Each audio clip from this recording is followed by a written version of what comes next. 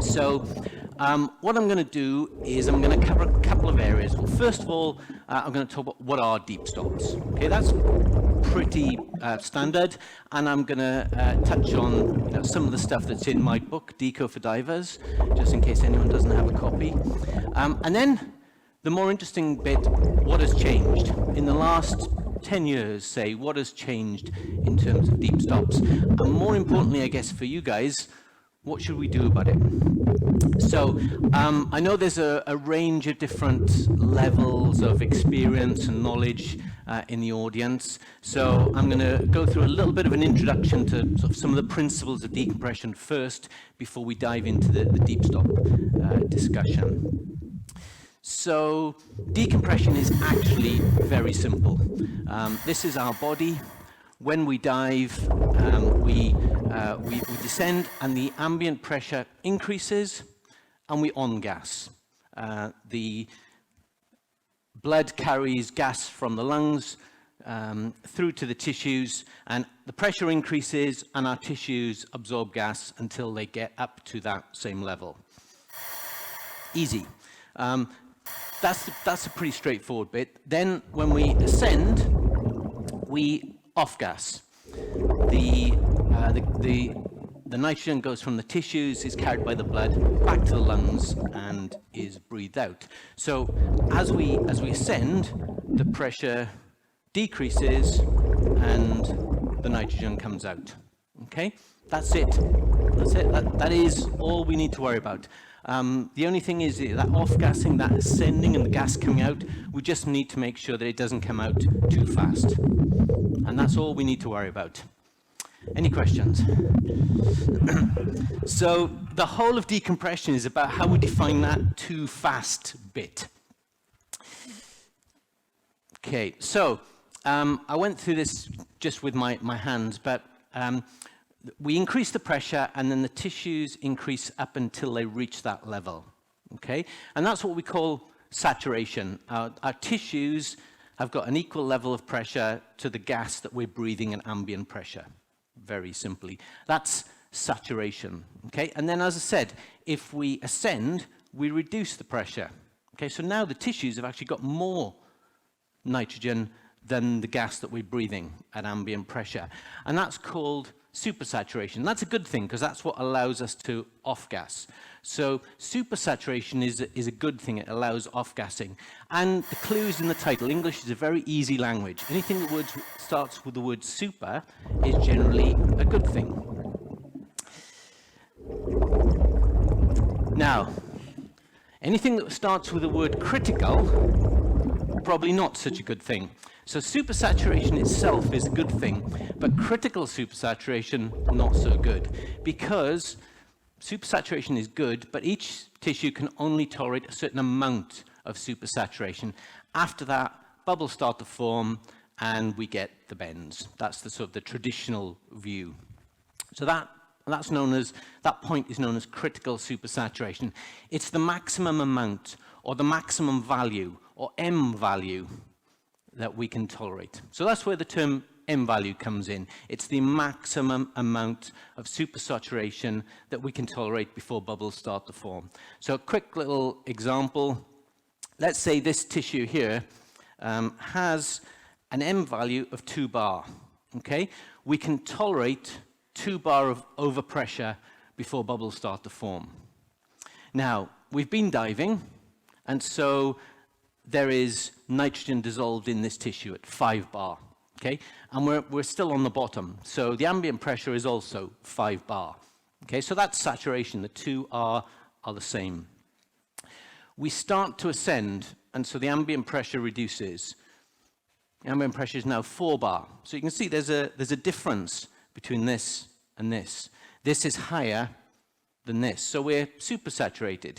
But again, that's a good thing, because that allows off-gassing. If we look at how much we're supersaturated, what's the difference between this and this? Well, it's 1 bar. That's well within our 2 bar limit, so no problem. We come up a little bit further, and the ambient pressure reduces to 3 bar, okay? So we're now more supersaturated. 3 to 5, there's a 2 bar difference, okay? So 2-bar difference is exactly our M value. So we're on our M value at that point. We come up a little bit more, just a little tiny bit more, and now the ambient pressure is 2.8 bar. So the difference here is 2.2 bar, which is more than our M value, and so bubbles start to form. Okay, that's the simple view of M values. Okay, so it's all about that relationship between the pressure in our tissues and ambient pressure. Okay, so for those of you that like pictures, I much prefer pictures rather than words. We can put that in a graph. So, you know, the position of my two hands are the two axes here. So this is the amount of nitrogen in our tissues up this side, and this is ambient pressure along the bottom. Okay, tissues versus the ambient pressure. Okay,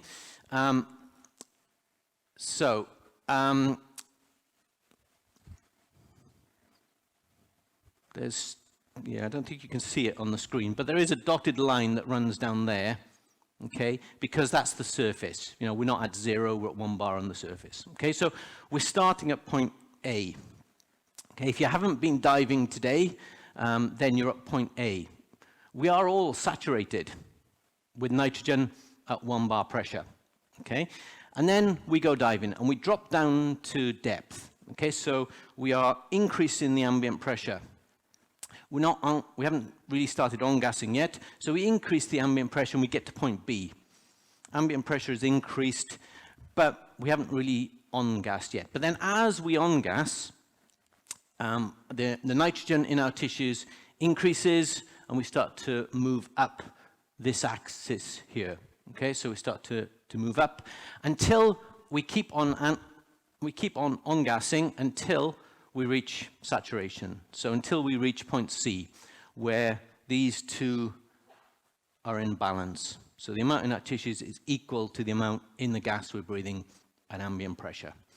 Okay?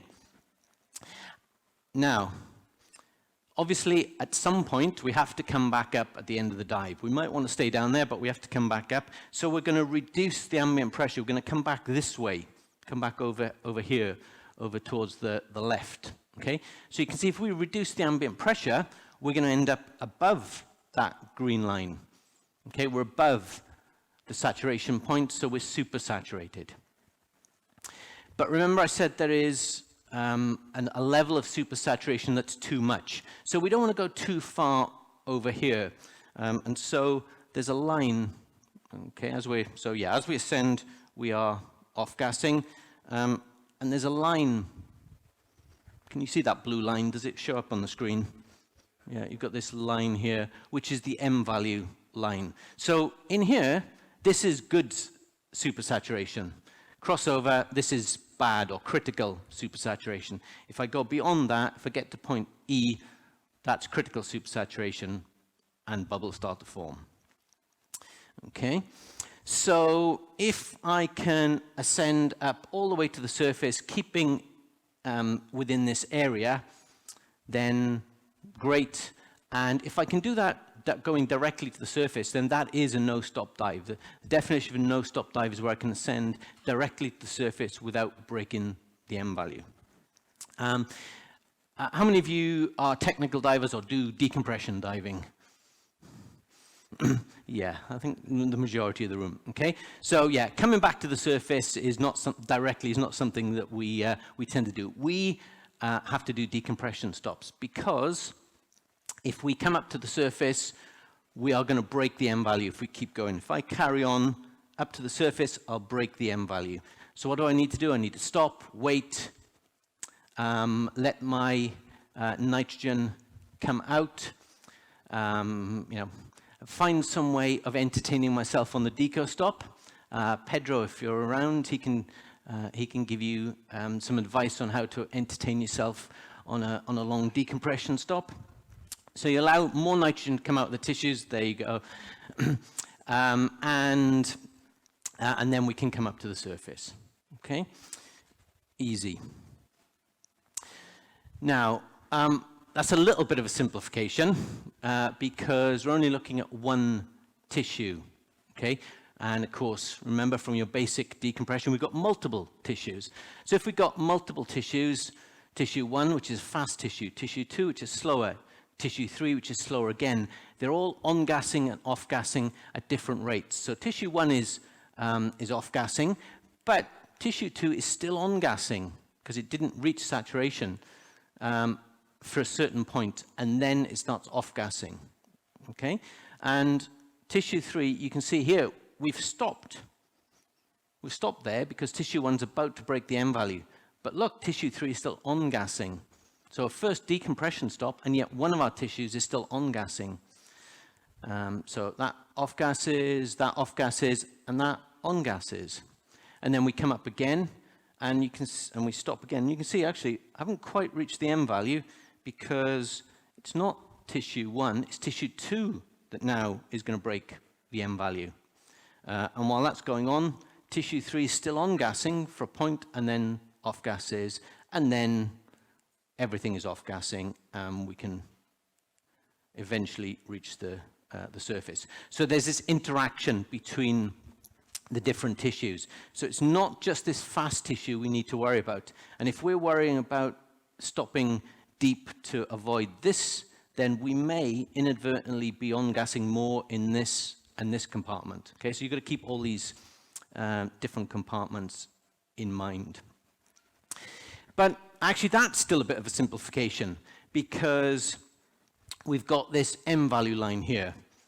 M-value. It's like a cliff. It's like this. You know, I can stand here and I'm perfectly safe. Take half a step off and I'll be on my face. Okay.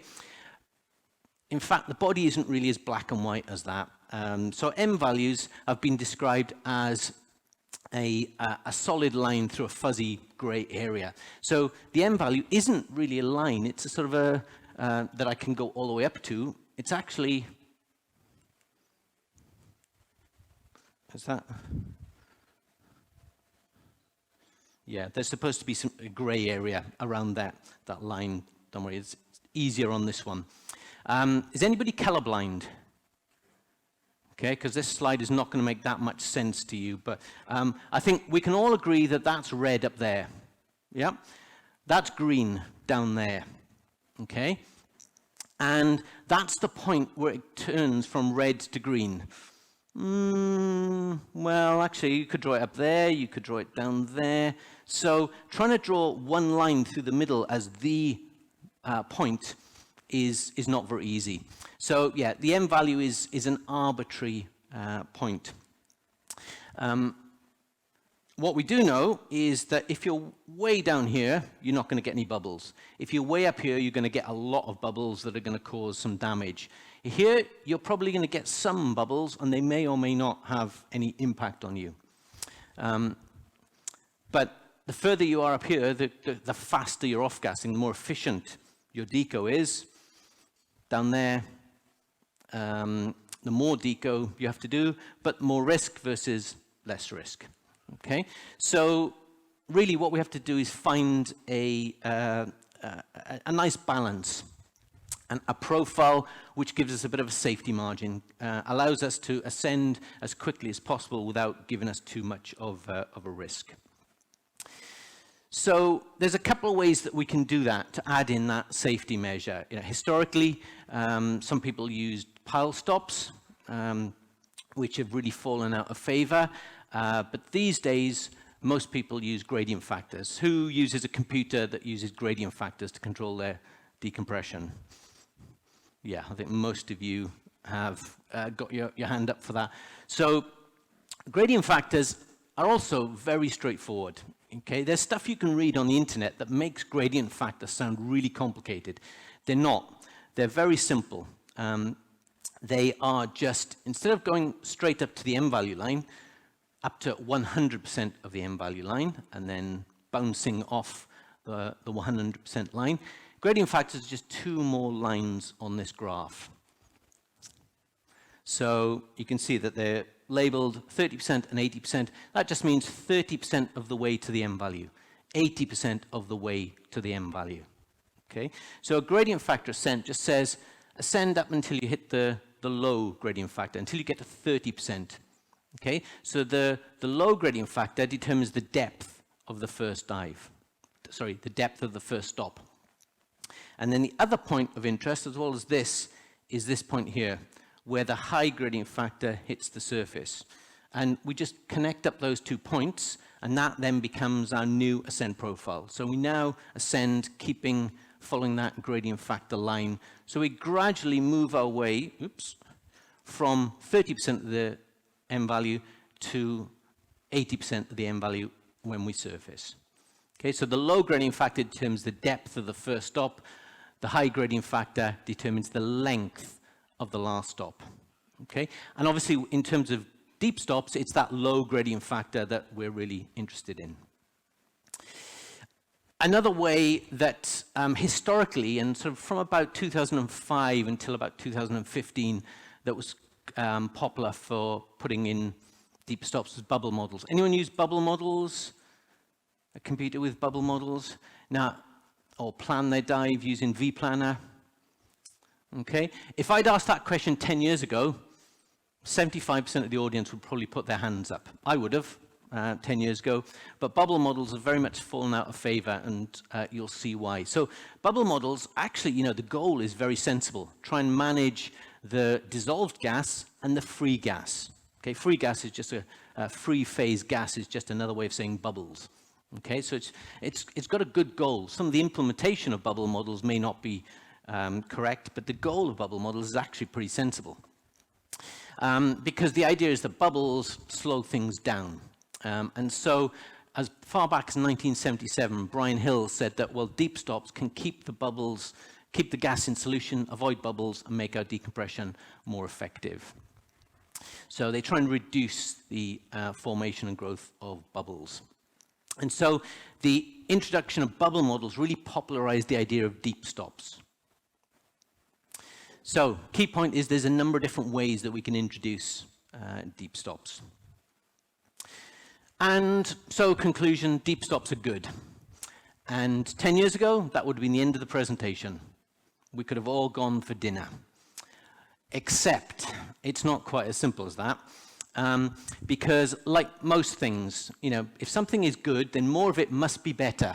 Okay, red wine is good, therefore more of it must be better. And more and more and more must be better. Well, not always.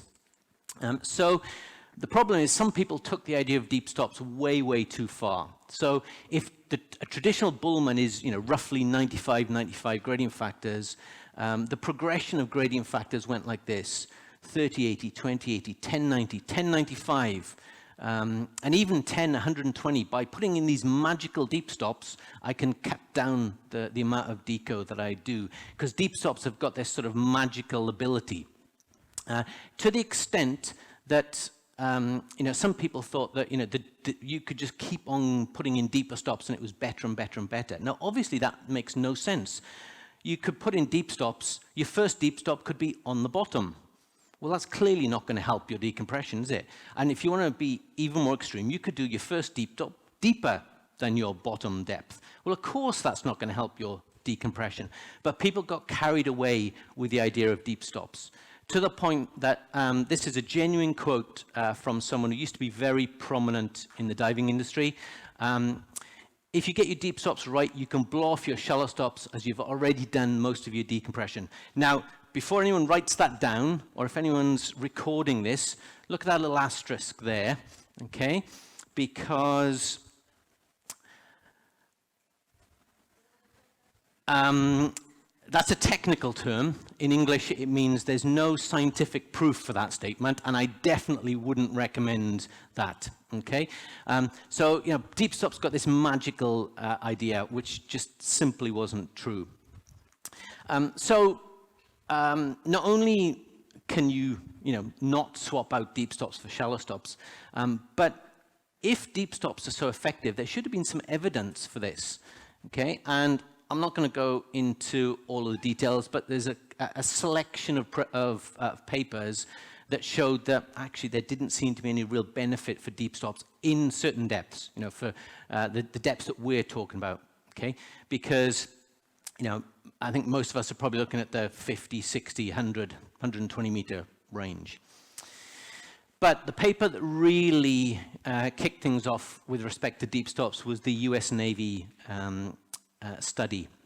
This was in 2011, and basically the results were that they got a lot more DCI with deep stops than with shallow stops. So they were actually getting DCI cases. And the bubble counts, even for those subjects that didn't have DCI, the bubble counts were much higher for the ones that did the deep stop profile.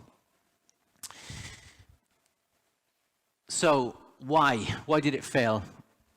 Anyone got an idea? Anyone guess?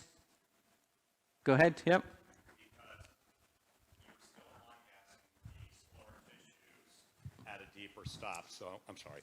So you were still on-gassing the deeper tissues, the slower tissues at the deeper stop. So in essence, all you were doing was increasing your decompression obligation for nothing. Exactly. Yep. You've been reading my slides, haven't you? Yeah. Spot on. Yeah. As I said before, you stop too deep. Those middle and slow tissues are still on gassing. You need to get rid of that later, and they're probably going to be the ones that are affecting your decompression later. So, conclusion: deep stops are bad. Get rid of them completely. Okay. Again, it's not really that simple. The US Navy study is the one that got everyone talking, but there's some issues with that study. It was 50 meters using air. There were a number of different things that they were looking at: temperature, work rate. Probably the biggest criticism of the study, though, was the actual profile that they followed. So this is the profile, and this is sort of all the standard profiles, including, there's VPM, there's a bubble model in there as well. It's all the way up here. And this is the deep stop profile. So you can see here, 24 meters for 10 minutes. Okay, so for a 50-meter dive, 25 minutes, I would not be doing a 10-minute deco stop there. I would not be doing another 10-minute stop at 21 all the way up. So this purple area is all the extra time at depth over and above what we would consider a deep stop. Okay, so the US Navy version of deep stops are not what we would consider deep stops. So, real conclusion, deep stops are complicated, which doesn't really help us that much, does it? So the first thing, of course, is remember I said we were going to define what we meant by deep stops. I haven't done that. So what is a deep stop? Stunned silence. Yeah, because we use all different ways of determining a deep stop. One definition is anything below what a traditional model would give you. Anything deeper than what straight Bullman would give you. So if that is straight Bullman, well, that will give you deep stops. That will give you deep stops. That will give you deep stops. So very quickly we jumped back to increasing the low gradient factor to give us shallower stops. Okay, so all but the top line there would count as deep stops. So saying that deep stops are good or bad is just a huge generalization. So again, just putting this, the blue line is straight Bullman. Whoops. And then different gradient factors will give us different depths. Okay, so a deep stop is almost a meaningless term. Okay, unless we know exactly how deep is that deep stop. So it was actually a conference very much like this. It was the Ponza Rebreather conference, and Dan Europe were there, and I was saying, why don't we just test the profiles that we actually dive? The criticism is that these aren't realistic profiles. So let's test the profiles that we dive. And Laura Moroney from Dan said, well, it's difficult because we've got to get all the divers, and we've got to find a suitable site. So, no problem, I'll do that. I'll get the divers, I'll give you the site, you bring the researchers. So this is 6 months later. Now, remember I said that this idea came up in Ponza in Italy. Okay, we ended up doing it in a quarry in the UK in January. Bad planning on my part. We did rebreather dives because we could only get rebreather divers who wanted to dive to 50 meters. And we compared, so it's a 50-meter dive, 25 minutes bottom time, and we compared 2085 gradient factors with 5075, okay? And the idea was that they both gained the same overall time. So the only difference between the two profiles is where we spent the time, okay? And unfortunately, I'm out of time, so I can't give you the results. I might push it for 30 more seconds, because these are the results. We looked at hematocrit, we looked at hemoglobin, we looked at urine, and what I thought was the most important, we looked at the bubble grades. Oops, and yeah, no difference, no difference, no difference, no difference. On the bubble grades, no difference between the two profiles, which I thought was really interesting. But actually, if you dig a little bit deeper, there were some differences, because these were the average bubble counts across all the time periods, and we did bubble counts every 15 minutes. If you look at the difference over time, there is a difference, okay? Now, you'll notice I've been very hesitant to use the word study, because these are small numbers. So this isn't really proof. This doesn't tell us anything. Certainly doesn't tell us anything about anything other than rebreather dives at 50 meters. But it gives us some more information. And the idea, if COVID hadn't kicked in, is that we would do more dives, get more data points, and start to bring some more of this data out.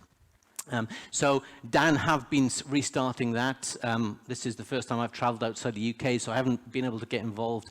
But Dan Europe are doing a lot of research in this area. So, you know, it's not right to say that there's no new developments in decompression. There is developments, and I think Tino's going to talk a little bit more about that later. So overall conclusions, deep stops is a misleading term. It doesn't really mean anything. You can definitely stop too deep, and some divers overdid it with deep stops. But doesn't mean we should abandon deep stops. There's some value to doing the right deep stops. But we don't know all the answers. But coming to conferences like this are a great way of keeping up with the developments in deco theory. Now, I've really gone through this very quickly. There's more information in my book. And also, I was going to talk about a great example of bubble dynamics, which would have required a glass of beer. So if anyone wants to find me in the bar later with a glass of beer, I will happily talk more about decompression theory, or if you want to get in contact with me. So yeah, that was a whirlwind tour through decompression theory. And I can take questions later when everybody else has had their chance to have a talk. But thank you very much.